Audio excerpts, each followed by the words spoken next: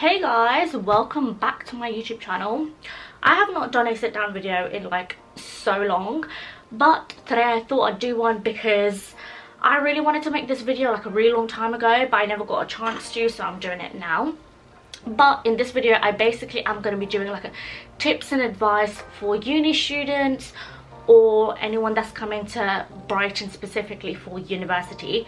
So on my Instagram, I think about 3 weeks ago, I asked like loads of questions on my stories, and for the first time also, I never get no one actually asked me questions. You know when you put that question box, no one actually asked me, but I got so many questions, so I'll screenshot all of them. I don't think I'm going to be able to answer every single question in this video because otherwise this video would be way too long. So I'm going to try and answer as many as possible. I've like looked through them and I've picked like some of the main ones, at least the ones that I think are the main, and I'm going to be answering them. So yeah, hope you guys enjoy this video. And I'm also going to be doing my makeup while I do this.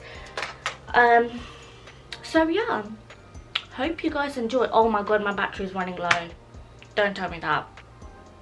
But yeah, hope you guys enjoy the video. Okay, so I don't know if everyone starts with this, but I'm going to start by using some foundation. I mixed two foundations. That's not gonna focus. I'm gonna use the Maybelline one. That one is too dark when I bought it, and then the elf one.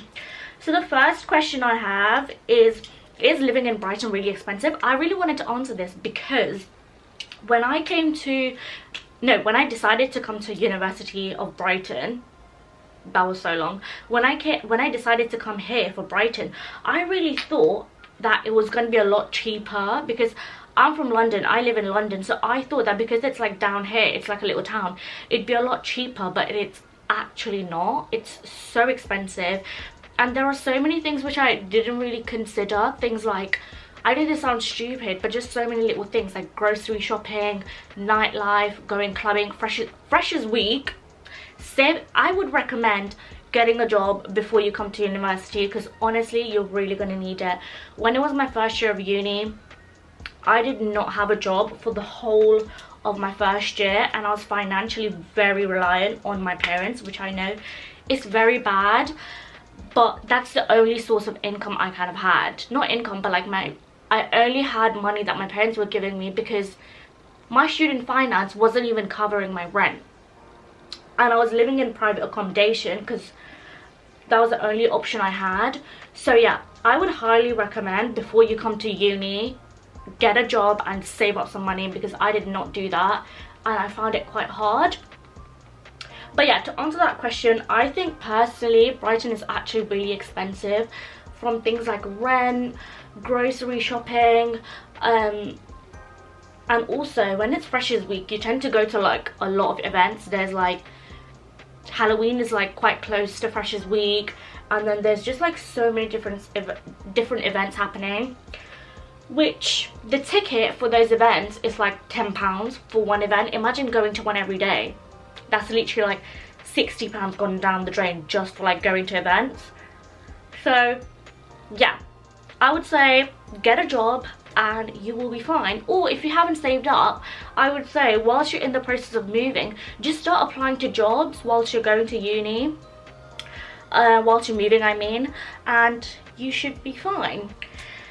Next question, where do you usually do your shopping in Brighton? I'm assuming this is like just like a general shopping question. So if you've been to Brighton before, there's this there's a shopping mall called Churchill Square, which is basically in town, and they have every shop you can imagine, from like Bershka. They even have Hugo Boss, I believe, I think, or maybe I just lied. They have Swarovski, they have JD, they have everything. And then when it comes to like grocery shopping, I tend to do my daily shop from Aldi because that's very local to me. It's very affordable, and it's also just really easy for me from where I live. So yeah,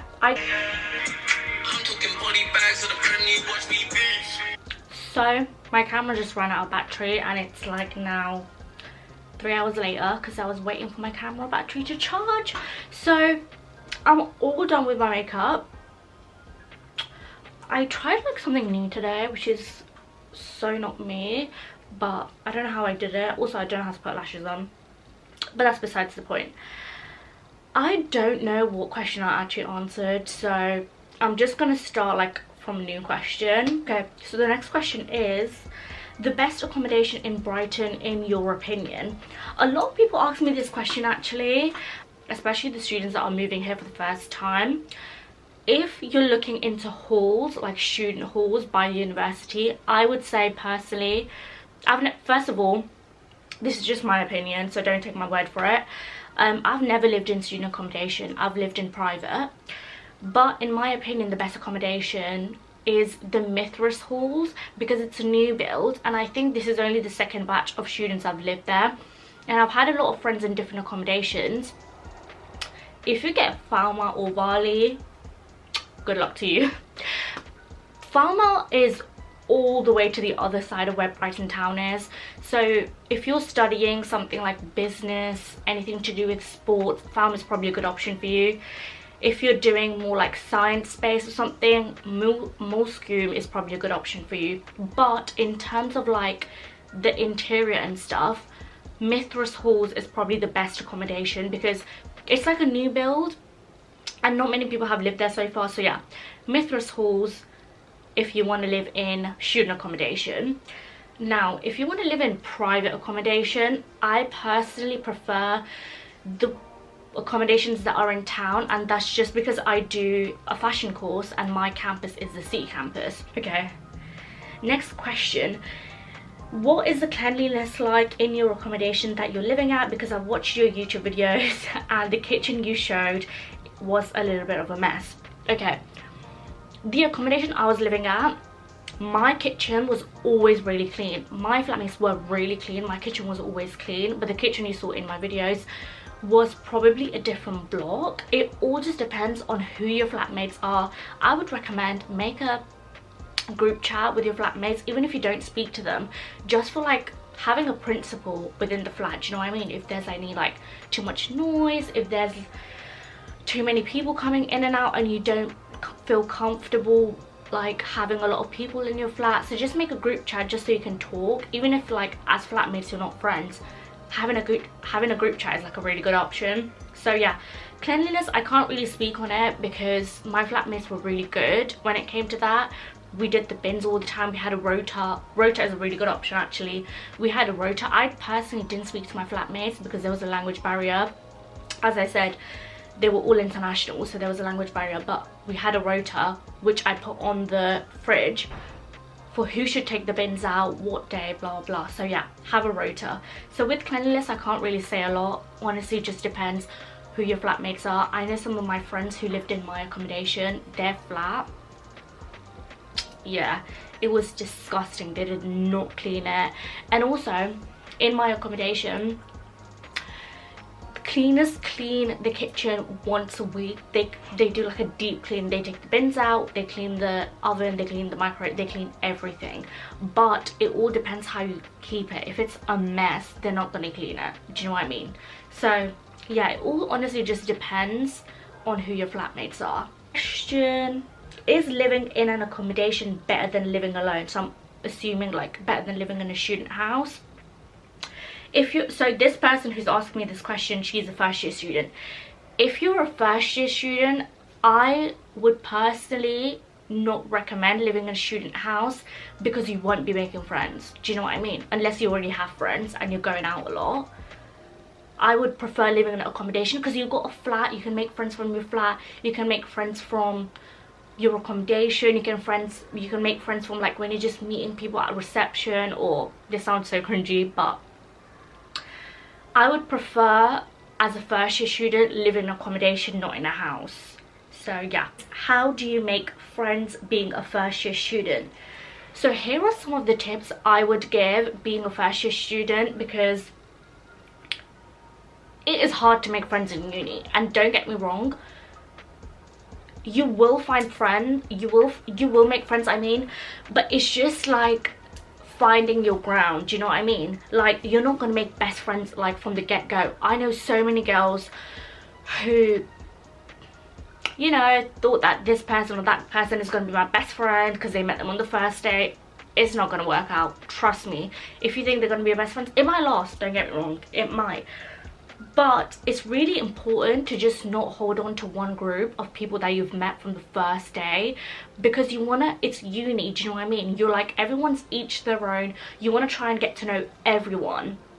So I would say, first of all, as I said before, join Facebook groups. You'll find a lot of people there, and you'll find a few people that are like in the same interest as you. Second of all, you might have a course group chat, and it's really useful to make friends from your group chat, from your course actually, because they're going to be really handy and really helpful. Not for I'm not saying this for selfish reasons, but you're going to be with them for the next duration of your course, like for the 3 or 4 years, however long your course is.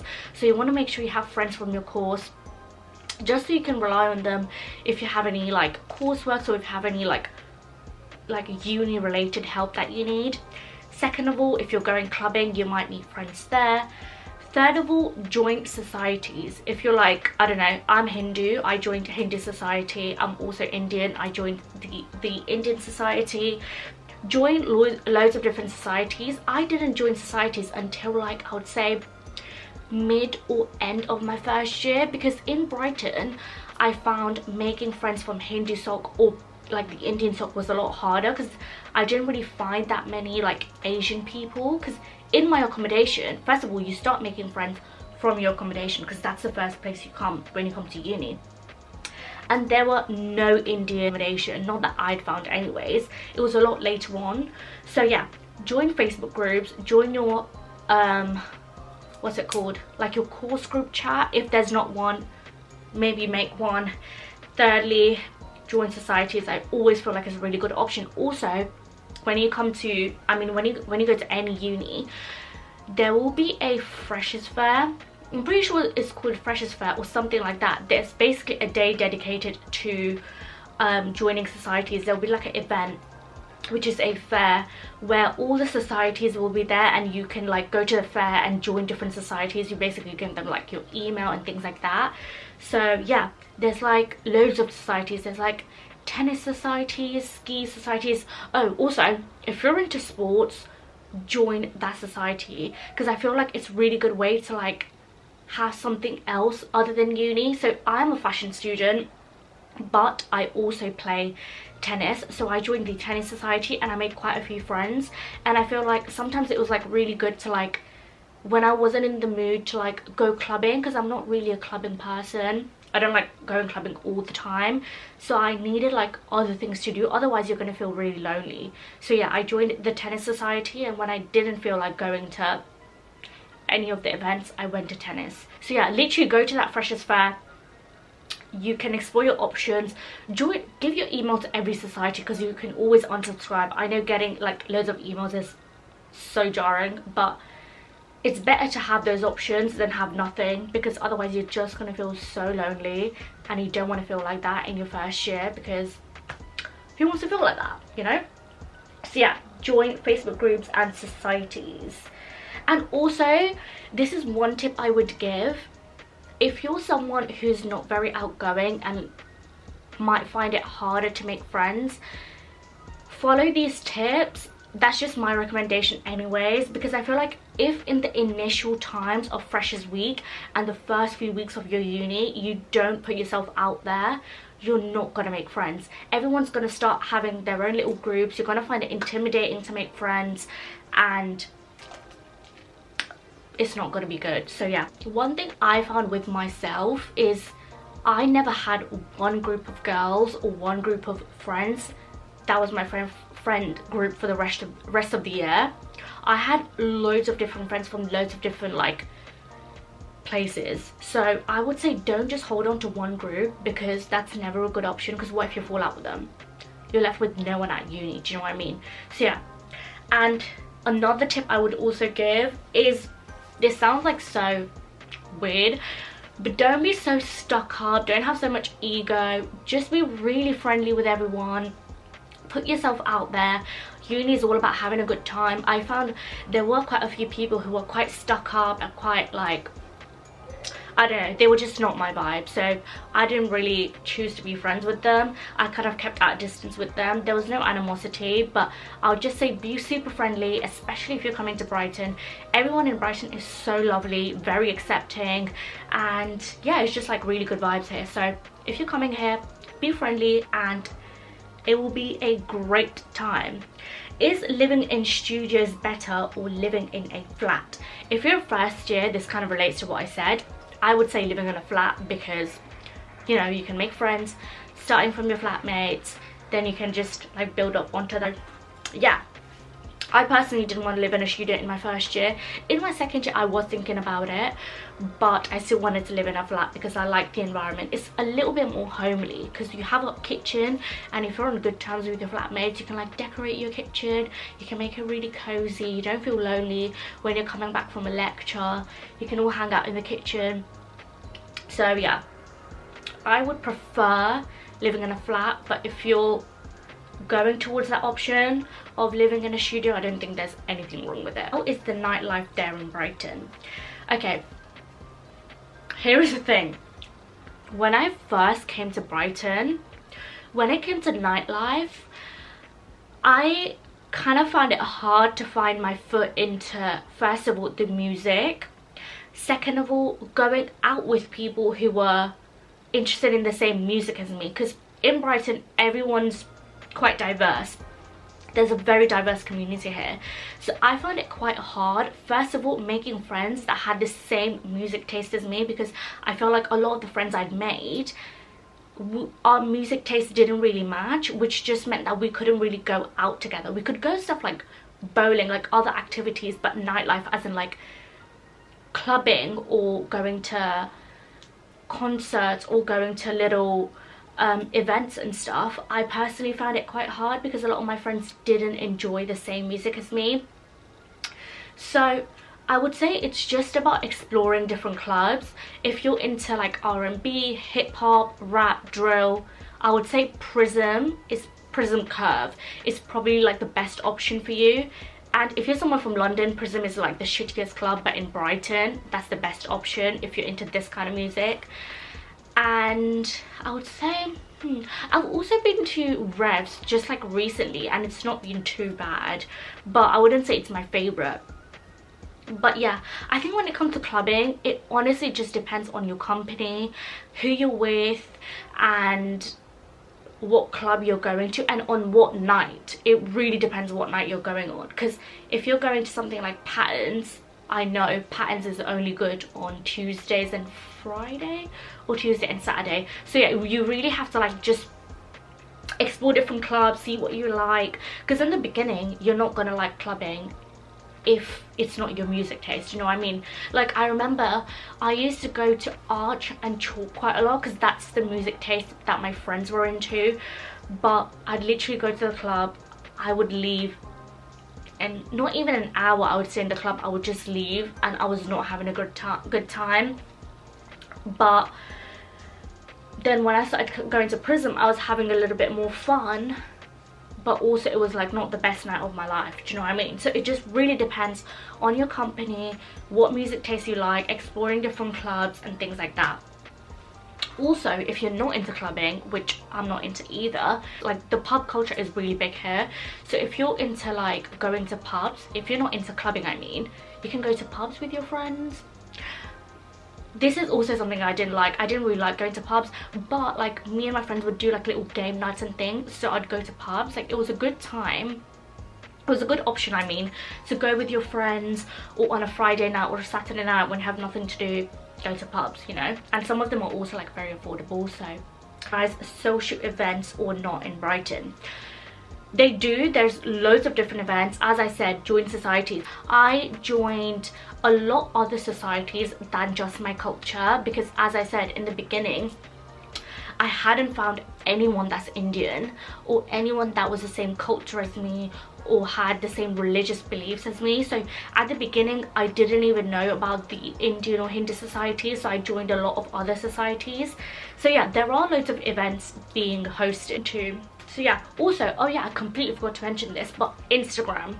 go on Instagram, type in Brighton, like Brighton tennis, Brighton, if you're Jamaican, Brighton Jamaican Society, Brighton Indian Society, Indian like Hindu sock, there's like Brighton Hindu sock.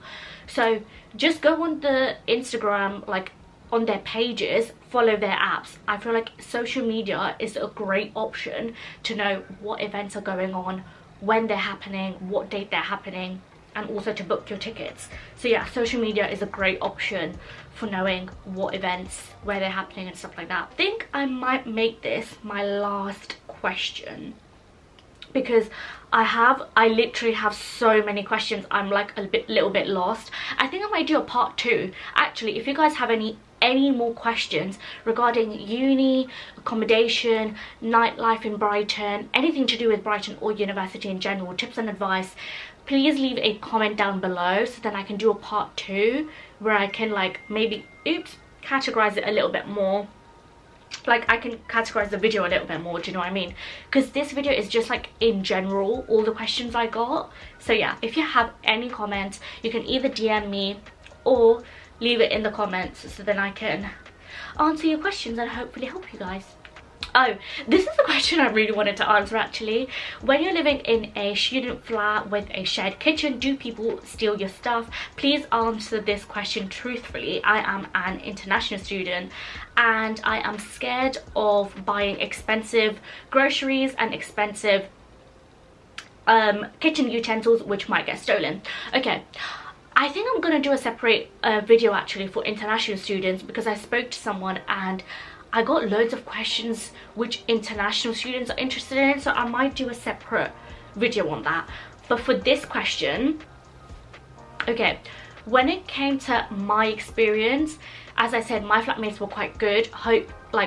Thankfully I didn't have any troubles with like people stealing my stuff. Have a cupboard to yourself and hopefully people might not steal your stuff. So I would say put your name on the cupboard. If it's something that's like very expensive, like I remember my flatmate had an air fryer, which was obviously very expensive, maybe keep it in your room. I know it's like a little bit, you don't want like kitchen stuff in your room because it might smell or whatever, but if it's something very expensive, keep it in your room. But if you're living in student accommodation, campus accommodation, the likelihood of your stuff being stolen, especially like your fridge, like your food stuff, I think it's quite high, I'm gonna be honest, because I've heard that quite a lot. But then again, that might not be your case, do you know what I mean? I've had friends who have had great flatmates that live in campus accommodation, none of this has happened to them, but I've also had friends on the other side where their food has gotten stolen or their pans have been used and left in the sink, things like that. So yeah, I'd say put your name on it if it's happening to you, or keep it in your room. That's the best option you have really. But that is all the questions I'm going to be answering for today. I really hope you guys enjoyed this video and actually found it useful if you're moving to uni. As I said before, if you have any other questions, please DM me or leave it in the comments and I will make a part 2. Bye.